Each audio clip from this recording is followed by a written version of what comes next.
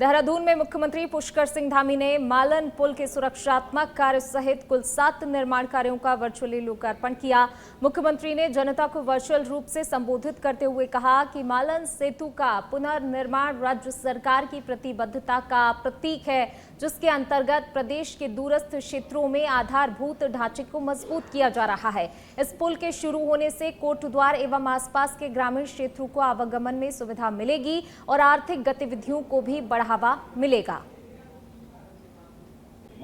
चलिए बढ़ेंगे आगे। पूर्व राष्ट्रपति रामनाथ कोविंद 2 दिवसीय दौरे पर हरिद्वार पहुंचे। उन्होंने परिवार के साथ कनखल स्थित हरिहर आश्रम पहुंचकर आचार्य महामंडलेश्वर स्वामी अवधेशानंद गिरी से मुलाकात की। पूर्व राष्ट्रपति रामनाथ कोविंद ने मीडिया से बात करते हुए कहा कि ऑपरेशन सिंदूर भारत की सेना के शौर्य और पराक्रम का प्रतीक है। इस ऑपरेशन के जरिए भारत ने दुनिया को आतंकवाद के खिलाफ एक बड़ा संदेश दिया है। वहीं एक देश एक चुनाव पर पूर्व राष्ट्रपति ने कहा कि उनकी अध्यक्षता में बनी कमेटी ने अपनी रिपोर्ट सौंप दी है। संसद में इस पर कार्यवाही चल रही है। उन्होंने कहा कि एक देश एक चुनाव लागू होने से देश की ग्रोथ रेट डबल हो जाएगी और जीडीपी में भी बढ़ोतरी होगी।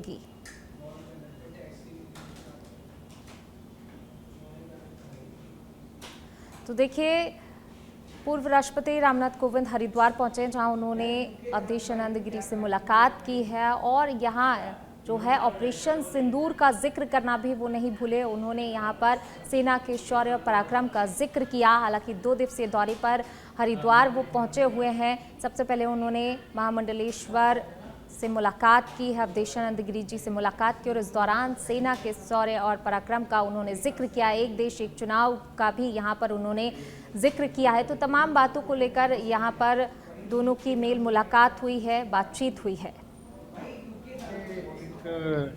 यद्यपि देश के लिए गौरव की बात है, उसमें हम सब लोग भारतीय शामिल हैं और इसी नाते मैं इतनी ही बात कहूँगा कि एक ये जो हमने इस हमारे देश की सेनाओं का जो पराक्रम और शौर्य का ये प्रतीक है और मुझे लगता है हमने विश्व में एक बहुत बड़ा संदेश दिया है और आतंकवाद के खिलाफ इसको लोग सदियों तक इसकी पहचान बनी रहेगी और इसके लिए मैं फिर कहूँगा हम सभी भारतीयों के लिए एक गौरव।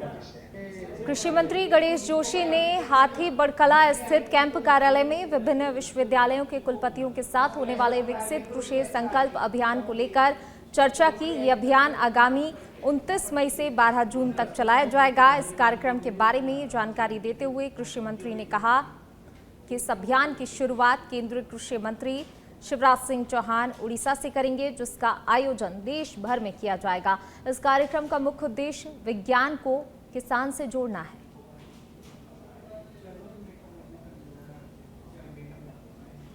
माननीय कृषि मंत्री शिवराज जी उड़ीसा से जिसकी शुरुआत करेंगे और सभी प्रदेशों के अंदर सभी मुख्यमंत्री जी से अनुरोध किया गया कि इसकी शुरुआत करें। इसका आशय विज्ञान को साइंस से विज्ञान को जो है किसान से जोड़ना है। जब किसान विज्ञान से जुड़ेगा, पूरे जो हमारे 6000 से अगर ज़्यादा साइंटिस्ट हैं, 29 तारीख से लेकर 12 तक पूरे देश में जाएंगे। एक दिन में 2 गांवों का लक्ष्य हमने रखा है, क्योंकि हमारी भौगोल स्थिति थोड़ा विषम है। तो मैंने माननीय शिवराज जी से अनुरोध किया कि हमारा थोड़ा समय बढ़ाया जाए, क्योंकि कई गांव ऐसे हैं कि एक दिन में 2 नहीं संभव हो सकते। और मुझे पूरा भरोसा है जब किसान और विज्ञान एक साथ मिलकर काम करेंगे। मुख्यमंत्री पुष्कर सिंह धामी ने प्रधानमंत्री नरेंद्र मोदी की अध्यक्षता में नई दिल्ली में आयोजित हुई मुख्यमंत्री परिषद की बैठक में उत्तराखंड में लागू समान नागरिक संहिता पर प्रस्तुतिकरण देते हुए कहा कि केवल 4 माह की अवधि में समान नागरिक संहिता के अंतर्गत राज्य भर से लगभग 1.5 लाख से अधिक आवेदन प्राप्त हुए हैं। इसके साथ ही राज्य के लगभग 98% गांवों से आवेदन प्राप्त किए जा चुके हैं। उन्होंने कहा कि जो ये दर्शाता है कि यूसीसी को जनता का भरपूर समर्थन प्राप्त हो रहा है। वहीं विपक्ष का कहना है कि यूसीसी उत्तराखंड के लिए हितकारी नहीं है, जिस पर भाजपा प्रदेश प्रवक्ता हनी पाठक ने कहा कि विपक्ष को हर अच्छी चीज से परहेज रहा है। देखिए, विपक्ष की जहाँ तक रही बात, तो विपक्ष को हर अच्छी चीज़ से परहेज रहा है और ये हमारे लिए हर्ष का विषय है कि उत्तराखंड राज्य हमारा पहला राज्य बना है, जो जहाँ पे यूसीसी लागू किया गया है। और विपक्ष को उत्तराखंड से ही परहेज है, मैं तो ये कहूँगी, क्योंकि 98% गाँव जिस प्रकार से यूसीसी से जुड़े हैं, वह यह साबित करता है कि यूसीसी लागू करना हमारे उत्तराखंड राज्य के लिए कितना ज़्यादा सराहनीय रहा।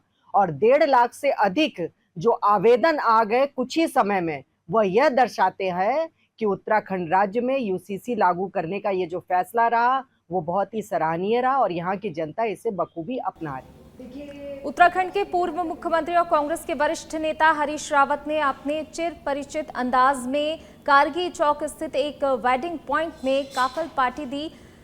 यह काफल पार्टी ऑपरेशन सिंदूर की सफलता और पूर्व सैनिकों के सम्मान में आयोजित की गई। तो वहीं हरदा की काफल पार्टी में कांग्रेस कार्यकर्ता और उनके समर्थकों की भारी भीड़ देखी गई। वहीं इस दौरान राज्यसभा सांसद नरेश बंसल ने कहा कि हरीश रावत अब जीवन के चौथे चरण में हैं और संन्यास के समय इस प्रकार की पार्टी देना जरूरी होता है। उन्होंने आगे कहा कि भाजपा लोकल और स्थानीय उत्पाद को बढ़ावा देने के लिए उत्पादों के लिए बाजार प्रदान कर रही है, जबकि कांग्रेस के कार्यकाल में ऐसा कुछ भी नहीं हुआ था। तो देखिए, ऑपरेशन सिंदूर की सफलता को लेकर जो ये काफल पार्टी दी गई है, इसको लेकर तमाम तरह की प्रतिक्रियाएं आ रही हैं पार्टी में कांग्रेस कार्यकर्ताओं की। हालांकि भारी भीड़ रही। हरीश रावत अब जीवन के चौथे चरण में, ये कहना है सांसद नरेश बंसल का, जो लगातार देखिए इस पार्टी को लेकर उनकी तरफ से सवाल भी उठाए गए हैं और सीधा सीधा ये कह दिया कि अब जो है हरीश रावत अपने जीवन के चौथे जो है काल में है। बीजेपी काम कर रही है, हिमालयाज बना करके हमने लोकल प्रोडक्ट्स को एक मार्केटिंग का स्थान दिया है, आज पूरे विश्व के अंदर उसके माध्यम से जा रहा है। लेकिन अब चूंकि जीवन के चौथे चरण में हरीश रावत जी है, तो संन्यास के समय इस प्रकार की काफल पार्टियां उनको शोभा भी देती है।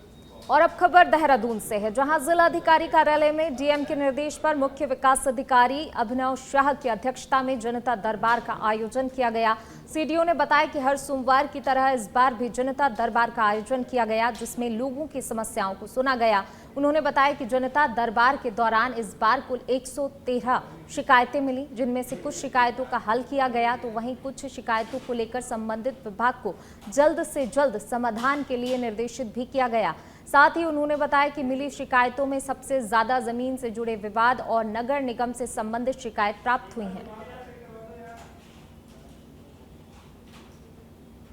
तो डीएम के निर्देश पर जनता दरबार का आयोजन किया गया। जनता दरबार में लोग अपनी जो है शिकायतें लेकर पहुंचे, समस्याएं लेकर पहुंचे और इस दौरान कुल 113 शिकायतें जो हैं वहां पर सुनी गई। कुछ शिकायतों को त्वरित प्रभाव से जो है हल किया गया।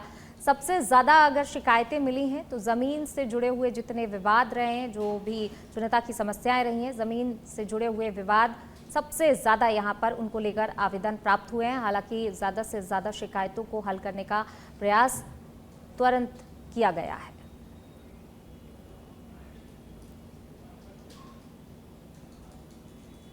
बढ़ेंगे आगे। उत्तराखंड सरकार महिलाओं और बालिकाओं को सशक्त बनाने और रोजगार उपलब्ध कराने के लिए कई योजनाएं चला रही है, जिससे महिलाओं को रोजगार भी मिल रहा है और अन्य लाभ भी मिल रहे हैं। इसी को लेकर उत्तराखंड शासन में सचिव चंद्रेश कुमार ने जानकारी देते हुए बताया कि सरकार की बहुत सारी योजनाएं महिलाओं के लिए चलाई जा रही हैं। उन्होंने कहा कि इस समय प्रदेश राज्य सरकार की मिलाकर 40 से ज्यादा योजनाएं संचालित हो रही हैं। 0 से 18 साल के नाबालिग बच्चियों के लिए भी कई योजनाएं सरकार की ओर से चलाई जा रही हैं।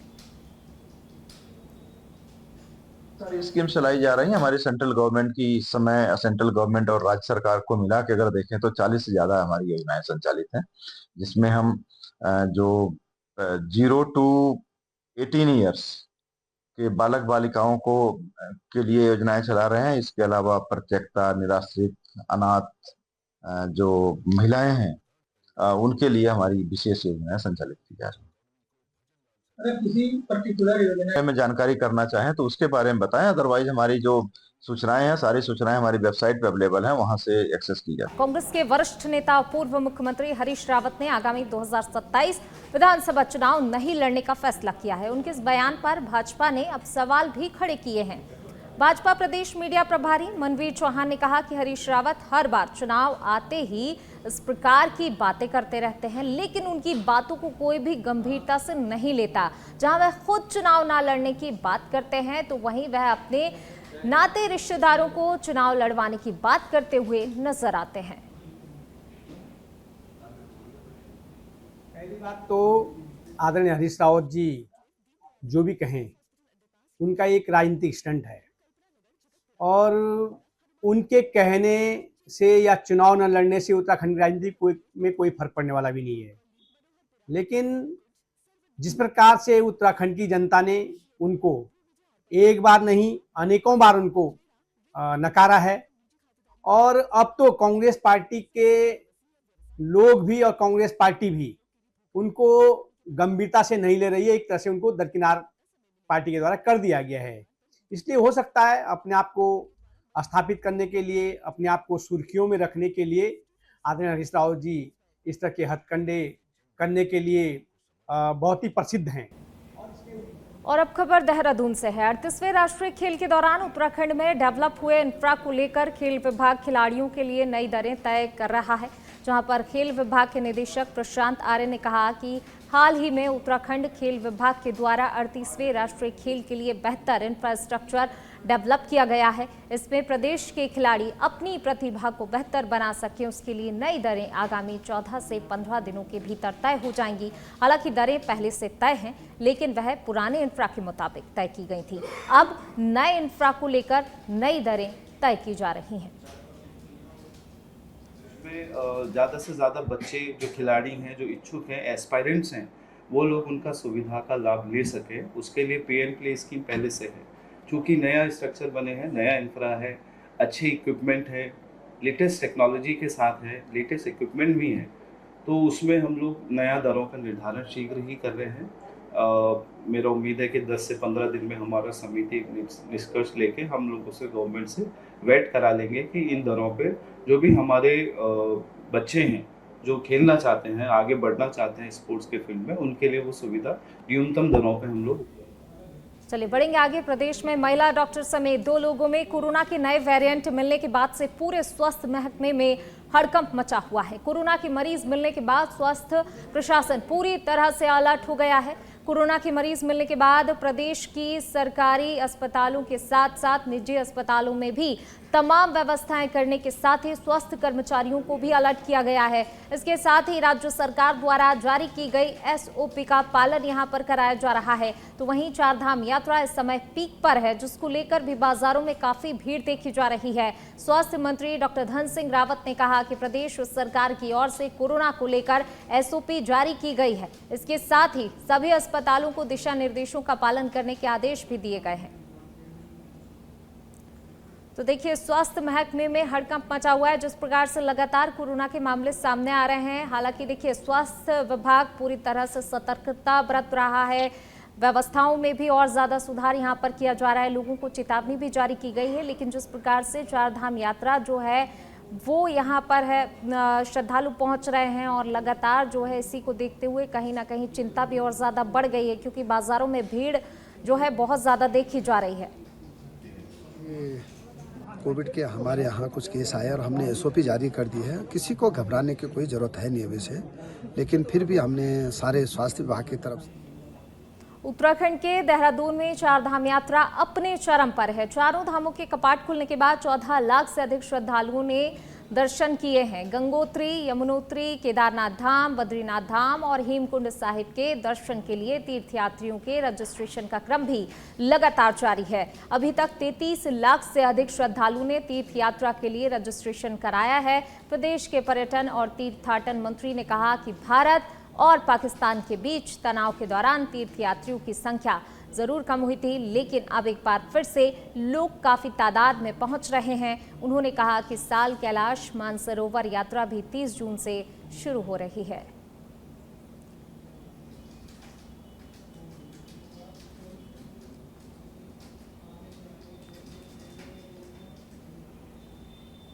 सितारगंज में लंबे समय से फल फूल रहे अवैध प्लॉटिंग के कारोबार पर अब प्रशासन ने सख्त रुख अख्तियार कर लिया है। अवैध प्लॉटिंग पर कार्रवाई करने के लिए एसडीएम रविंद्र जुवाठा ने राजस्व विभाग की टीम के साथ सिटकुल और खटीमा मार्ग पर छापेमारी कर जांच अभियान चलाया है।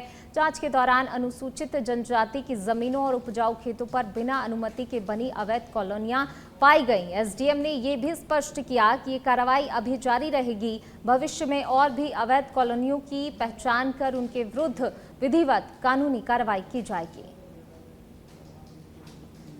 ये हमारे जो उच्च अधिकारियों के निर्देशों के क्रम में कार्रवाई करी गई है, तो सभी ही हमारे उधम सिंह नगर में ये कार्रवाई हुई है। उसके तहत हमने भी चिन्हीकरण करा है। लगभग 99 ऐसे खेत पाए गए हैं जिनमें अवैध कॉलोनियाँ थी, तो संख्या तकरीबन उनकी 25 से 30 के बीच रही होगी।